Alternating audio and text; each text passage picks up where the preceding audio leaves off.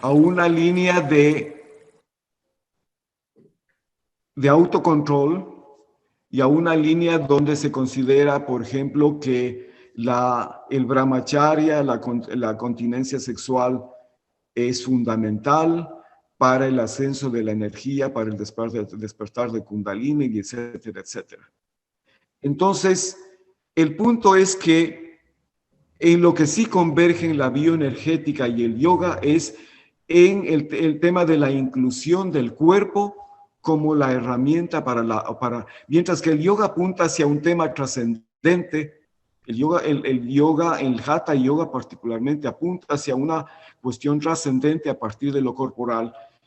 La bioenergética no va tan lejos y más bien apunta hacia una línea hedonista.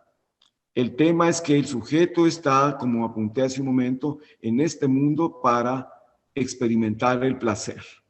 Y para esa experimentación del placer necesita liberarse de algunos traumas, necesita liberarse de un pasado opresivo en cuanto al tema de la sexualidad, necesita liberarse de algunos miedos y necesita liberarse de algunas tensiones, que en el curso de su vida, empezando tempranamente, ha ido estructurando en lo que Wright llamó la coraza muscular, y que Lowen también toma el tema de la coraza muscular, diseña algunos ejercicios interesantes para el desbloqueo de 7 zonas corporales donde la energía generalmente en el sujeto se encuentra bloqueada. Y ahí en ese sentido también toma algo de la teoría psicoanalítica, por ejemplo, la oralidad, el tema de la oralidad, el tema de la genitalidad, ¿no? Porque se considera, por ejemplo, que una de las zonas de bloqueo está en la boca. Y como ustedes saben, pues la boca, en el tema oral, en la escuela psicoanalítica freudiana, tiene un papel preponderante. Entonces, Alexander Lowen diseña su sistema juntos con Jean-Pierre Racos para desbloquear la coraza muscular, que es donde están contenidos los miedos, ese pasado represivo, y que le impide al sujeto expresar placer y recibir placer. La coraza muscular se estructura de tal manera porque el sujeto tiene miedos y la desarrolla como un mecanismo de defensa frente al miedo al placer. Entonces, con esta coraza que luego se transforma en una orientación del carácter, y por eso es que Ray la llama la coraza caracterológica. Entonces, la coraza caracterológica y la coraza física se retroalimentan.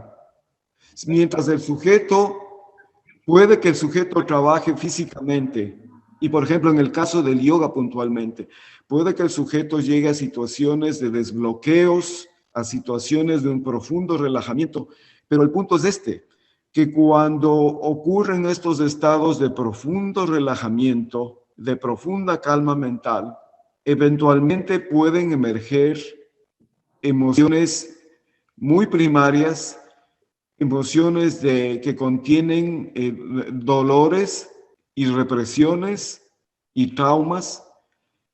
En el yoga, generalmente el tema no está contemplado. Se supone que estos desbloqueos, de lo que Ray llamaría la coraza muscular, se supone que estos bloqueos apuntan hacia una trascendencia. El sujeto quiere reorientar esa energía hacia la vía de la trascendencia y la autorrealización. Mientras que en bioenergética ocurre lo contrario. En bioenergética no se usa el criterio de lo trascendente, de lo trascendental, al grado de que justamente la ruptura que se dio entre Jean-Pierre Racos, que fue un un compañero de búsqueda y socio de Alexander Lowen, Pierrakos, un momento dado, decide romper la relación con Alexander Lowen y toma su propio camino con el diseño, con un diseño interesante de ejercicios de desbloqueo, los famosos ejercicios de bioenergética, porque en cambio Pierrakos sí considera como tema central de ese desbloqueo el tema trascendente y el tema espiritual. Lowen se desmarca totalmente de Pierrakos porque Lowen no tuvo nunca la pretensión de la trascendencia como un objetivo luego del desbloqueo de las angustias, los miedos, los traumas y de esta permeabilización, llamémosla así, de esta permeabilización de la coraza muscular y de la coraza caracterológica. Entonces, cuando yo propongo este conversatorio sobre yoga y bioenergética, estoy consciente de que la única convergencia posible entre las dos técnicas es que se utiliza el cuerpo como una herramienta. Pero subrayo, el yoga nos da la posibilidad de la trascendencia a partir de eso. Pero también hay cuestionamientos respecto de qué hace el sujeto que practica yoga sistemáticamente y que se adentra en las profundidades de su mente, que desbloquea sus tensiones y que permite el libre flujo de su energía. Llamémosle, si quieren, la energía kundalínica. ¿Qué hacer con eso si es que en ese proceso el sujeto, en vez de echar una mano de barniz y esconder sus miedos, sus traumas, sus limitaciones del carácter, etcétera, obvia todo eso y continúa por un camino de aparente trascendencia? Lo que se dice en psicología es que el sujeto siempre es devuelto a aquellas áreas de su vida donde ha dejado cosas sin resolver. Hay un principio de circularidad.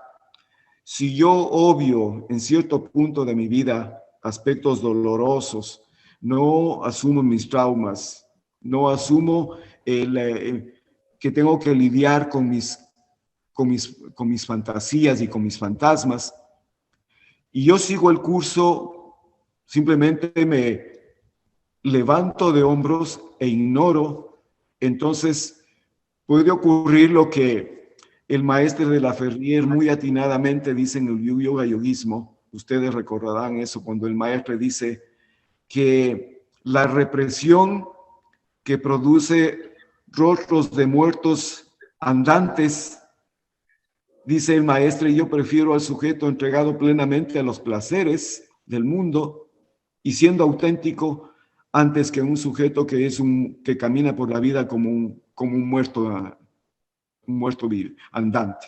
Así que el tema para mí fundamental es si en este proceso, y me parece que es un tema interesante a analizarse en otro momento y conversarse, es si es que el proceso que hace el alumno de yoga y que nosotros le llamamos un proceso iniciático y que implica todo este desbloqueo, todo este lidiar con los miedos, con este liberarse de la coraza y de vivir de manera más suelta, más relajada, más creativa. ¿Será que en ese proceso no emergen estos otros asuntos ligados a la vida del sujeto, en su vida temprana, su psicología temprana, sus experiencias de vida?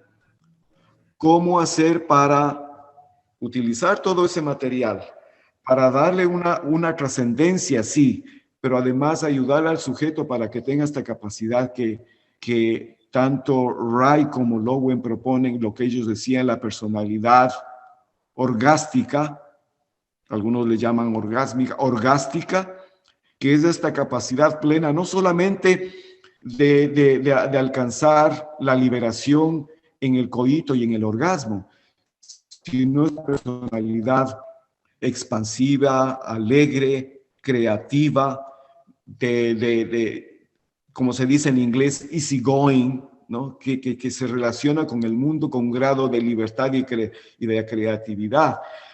Un sujeto abierto a la felicidad de la vida. Y en cierto punto, inclusive, con una orientación hedónica. Ahora, esto de la orientación hedónica es necesario también aclarar que no es, si uno, por ejemplo, presta atención a los estoicos y presta atención en la profundidad del hedonismo, ellos decían que no hay placer mayor que el saber. O sea, que cuando ellos estaban proponiendo una cuestión hedónica, no era estrictamente desde abandonarse a los placeres del mundo, desde abandonarse a los placeres de los sentidos, porque ellos bien anotaban que no hay placer mayor para el ser humano que el saber. En todo caso, dejo abierta la posibilidad de un diálogo este momento, si tengo ese tiempo, pero para mí, un poco poniendo ya redondeándola la idea, es plantearnos cómo integrar estos ejercicios que son bien interesantes y que yo los he venido experimentando en el curso de muchos años en realidad, cómo integrar para que los sujetos que son practicantes de yoga y que van por la línea de la trascendencia, sin embargo, tengan la posibilidad de también hacer un trabajo, yo no diría psicoterapéutico, yo no llamaría un trabajo inclusive de terapia, pero sí un trabajo de sinceramiento consigo mismo, un trabajo de sinceramiento consigo mismo para darse este carácter que Jung también llamaría la individuación, lo circular del carácter, de la personalidad, que esté bien integrado, que esté abierto al flujo de la vida de manera alegre, natural, y que a la vez tenga esta búsqueda de la trascendencia. ¿Cómo combinar estas dos cosas que parecen antipodales? Esa es la inquietud que yo dejo sentada y que si gustan, si tienen alguna pregunta, podemos ahondar en alguno de los aspectos que muy brevemente estoy exponiendo.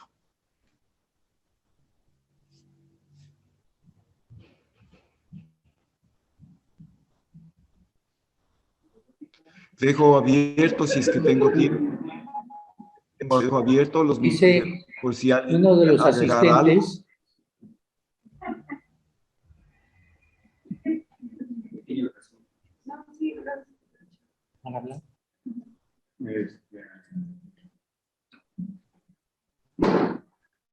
Ahí debe estar. Sí, estoy escuchando mi voz. Uno de los asistentes pregunta de cómo se aplica durante la práctica de asanas. Eso es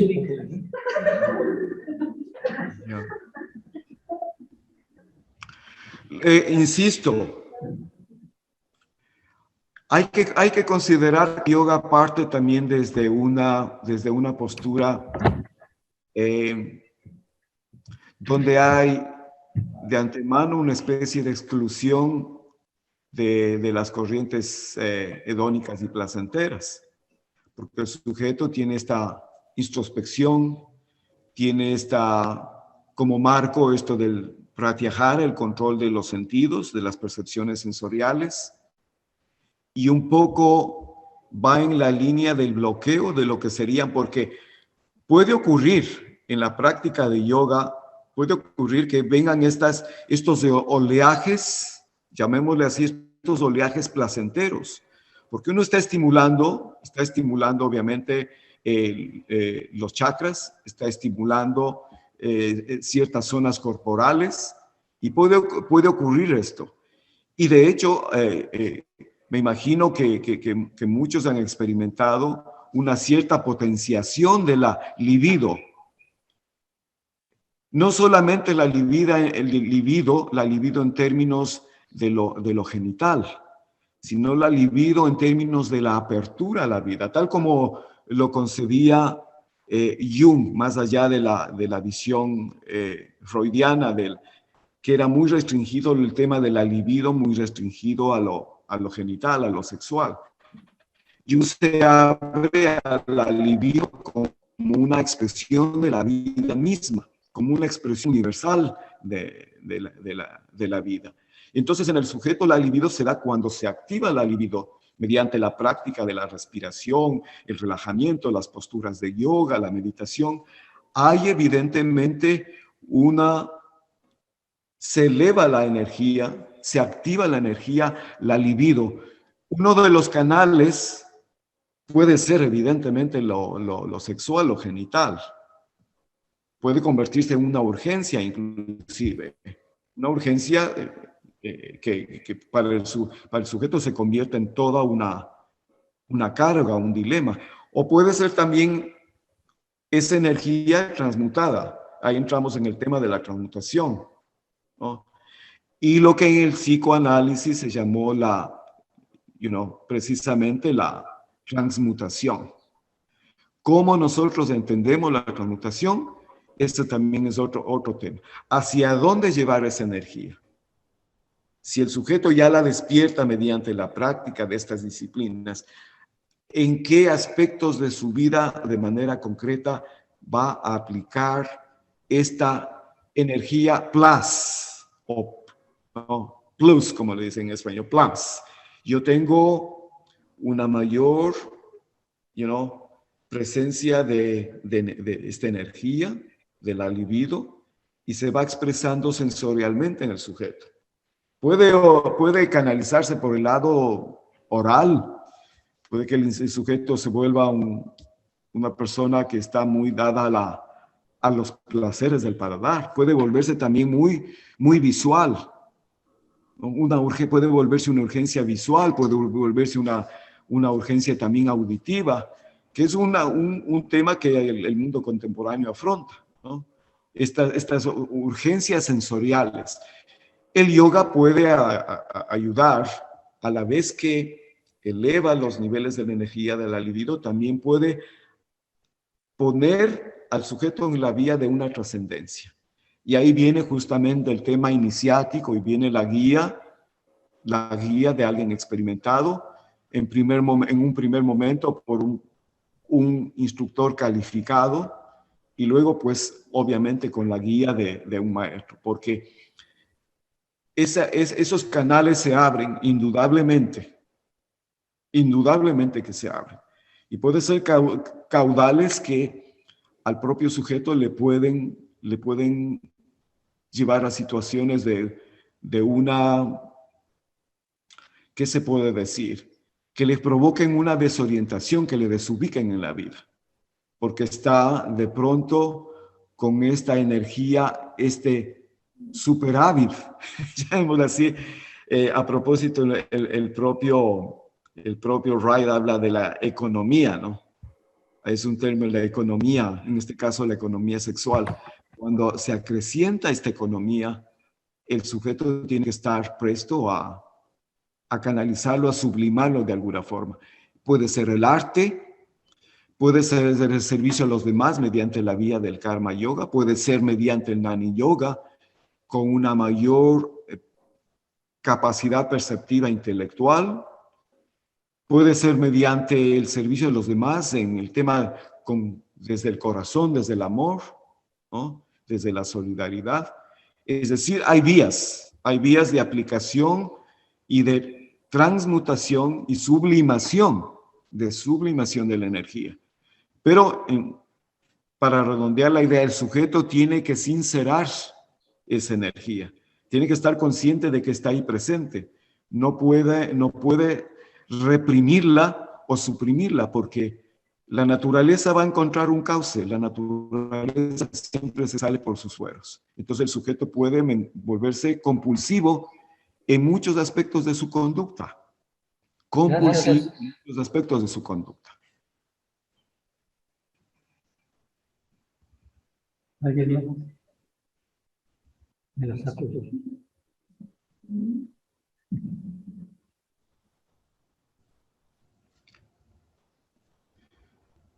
Sigo abierto por si hay alguna otra pregunta, si todavía nos queda algo de tiempo.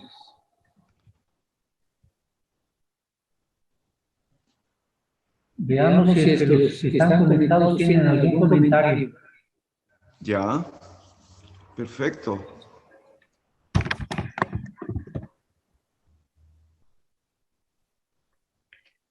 De los que están conectados, ¿hay algún comentario, alguna pregunta?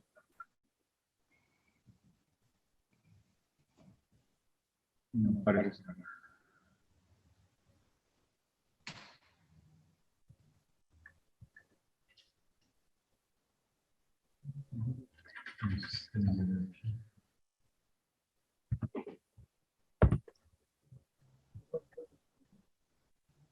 ¿Alguna pregunta? Ana, Claridad, Estela, Marta. ¿No hay preguntas? ¿No? Sí, Bueno, algunos de los temas que hemos tocado están, yo diría, en el ámbito de los tabúes, ¿no? Permítame, reverendo. Permítame tantito. Ya.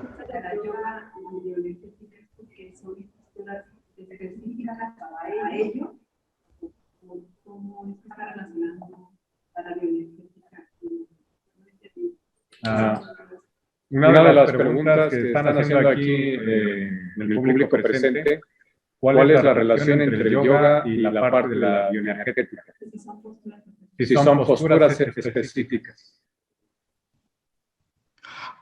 No sé si la pregunta va referida a qué tipo de ejercicios se usan en bioenergética. Sí. Ya. Fundamentalmente son ejercicios muy sencillos y que buscan primeramente el enraizamiento. Se trabaja mucho con ejercicios de enraizamiento para que el sujeto contacte con la realidad, para que el sujeto tenga piso bajo sus pies, ground, como se dice en inglés. Generalmente la persona que está desconectada con la realidad, desconectada de la realidad y que funciona mucho desde su cabeza, desde aquí, muy aérea, generalmente está careciendo de la contraparte que es la tectónico, la tierra, necesita poner tierra bajo sus pies. Entonces hay ejercicios muy concretos de enraizamiento que son muy sencillos, pero que practicados de manera sistemática pueden provocar movimientos vibratorios espontáneos en las piernas y pueden provocar inclusive un colapsamiento del sujeto, ¿no? Son tan intensos los ejercicios que puede ocurrir que el sujeto colapse. Uno de los temas que se manejan con los ejercicios de bioenergética es que el colapsamiento es una premisa importante, porque una de las consignas que tiene el mundo contemporáneo es el miedo al fracaso, que corresponde con el miedo al colapsamiento. Para esto, Arturo, ¿Sí? se requiere de la guía de un psicoterapeuta que conozca el sistema yoga. Eso sería ideal, porque ¿Los hay? sí, no he tenido yo la suerte de encontrarme con uno. Yo con los en algún momento tuve entrenamiento y eso eran bioenergéticos. No tenía mucho entrenamiento con el tema del yoga. Pero el mismo Alexander Lowen fue un practicante de yoga y estaba consciente de algunas cosas. Pero lo ideal, maestro, sería tener el entrenamiento en el yoga, porque el entrenamiento en yoga da la posibilidad de una canalización adecuada de lo que decíamos hace un momento. ¿Qué va a hacer el sujeto con el superávit de energía? Si desbloquea sus miedos, si suelta su coraza, si va por el mundo abierto, libre de temores y de miedos, y dice, heme aquí, sin coraza. La pregunta siempre que hacemos es, ¿se puede ir por el mundo sin una coraza? ¿Se puede mostrarse hacia el mundo libre de miedos y de defensas? Ese es un tema a discutir. Pero en todo caso, si el sujeto se suelta de los miedos y de las corazas y tiene este superávit de energía, para mí, lo que viene a continuación y que la bioenergética no da, porque se queda en un ámbito estrictamente terapéutico, no le da al sujeto la salida hacia la trascendencia, hacia lo trascendente. Para mí, lo que viene a continuación necesariamente es la práctica del yoga y la guía de un maestro o por lo menos de una persona calificada en el ámbito del yoga. Lo otro psicoterapéutico, y uno puede liberarse de todas estas cosas y tener como una nueva perspectiva de vida y más fresca. Pero el propio Lowen no dio la salida hacia lo trascendente. Él no quiso llegar hasta allá. Y por eso su ruptura con su colega Pierrakos, porque Pierrakos insiste y dice, el ser humano necesita de lo trascendente. ¿Qué va a hacer el rato que esté libre de sus miedos y tenga esa energía disponible? El rato que se libere de eso. ¿Hacia dónde orienta eso? Así que yo encuentro, aunque teóricamente están como antípodas del yoga y la bioenergética, yo encuentro que que hay un vértice donde se les puede conectar. Pero eso necesita de que la persona esté entrenada tanto en el tema del yoga cuanto en el tema de bioenergética. Son dos cosas que no se deben mezclar. Una cosa es, por ejemplo, trabajar con bioenergética y generar un entorno terapéutico adecuado, donde haya un recipiente, algo que sostenga a quien de pronto colapsa y entra en un proceso, en una catarsis, por ejemplo. Si la persona no tiene el entrenamiento y lleva a un estado de catarsis a quienes están participando de la sesión, entonces eso es un problema. Se necesita tener un entrenamiento tanto en el ámbito, medianamente en el ámbito psicoterapéutico, cuanto en el ámbito del yoga, para que el sujeto se encuentre en lo que Jung proponía, el proceso de individuación, el proceso trascendente, el sentido de por qué está aquí y qué quiere hacer con su vida. Entonces, hay los ejercicios y se pueden combinar perfectamente, pero con la prudencia del caso. Otro punto. ¿Cómo afectaría esa individualización al sujeto al estar con la sociedad? ¿Cómo afectaría la individualización cuando el sujeto está en el grupo social? Claro, el término no es individualización, sino individuación. Individuación, son cosas distintas. La individualización puede llevarle al sujeto a un estado justamente de ensimismamiento, pero la individuación es un proceso que Jung proponía y que es esta cuestión circular, que integra lo físico, lo anímico, lo espiritual y obviamente lo social. Y cuando socializa, esa es la pregunta.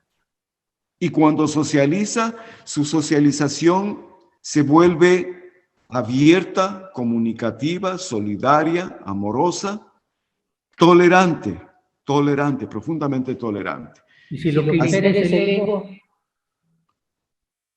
El ego, aquí hay que aclarar, el ego es un aspecto central, pero no es desde el ego donde el sujeto vive.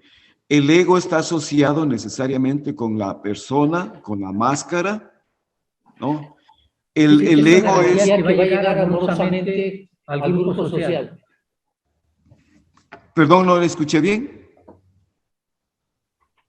¿Cuál era la pregunta?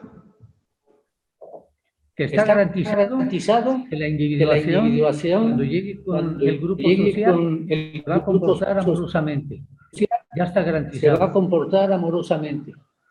Ya está garantizado. Bueno, no está garantizado nada con el ser humano, está garantizado, pero ha hecho un proceso, porque la individuación, el proceso de individuación es un proceso psicológico, anímico, físico, social.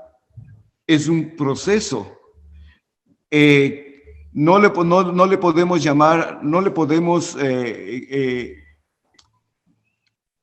digamos, a generar un paralelismo con individuación e iniciación, pero la individuación de alguna manera apunta en esa dirección también, el sentido de la trascendencia. Y la trascendencia no se da de la noche a la mañana, la trascendencia es todo un proceso humano y hay que pasar, como el mismo Jung decía, para ascender a la montaña, primeramente hay que atravesar el valle. Para llegar, ¿no? Para alcanzar el cielo hay que pasar por el infierno. Entonces, ese proceso de individuación no es un brinco, sino que es un proceso existencial y largo en la vida del sujeto. Primeramente tiene que estar consciente de que necesita hacer ese proceso. Primeramente debe liberarse de estos miedos y traumas y todas estas cuestiones que le atan al pasado dolorosamente. Tiene que actualizarse y luego tiene que buscar este sentido trascendente de la vida. El sentido trascendente de la vida, que puede incluir o puede no incluir el aspecto religioso, por ejemplo, ¿no? De ahí que el mismo Fromm hablaba de la espiritualidad no teísta. Puede incluir como puede no incluir la cuestión religiosa.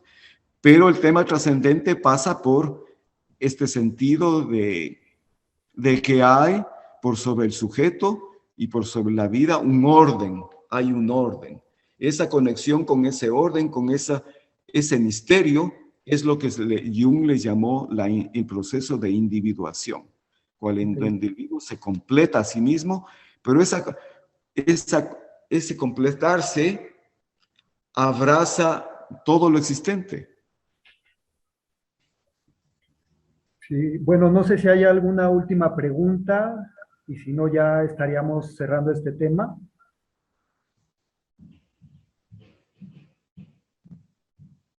No veo a los que están allá en línea, pero bueno, creo que las inquietudes ya se resolvieron. Bueno, pues le damos las gracias entonces al reverendo Arturo Castillo por su participación. Y bueno, vamos a ver.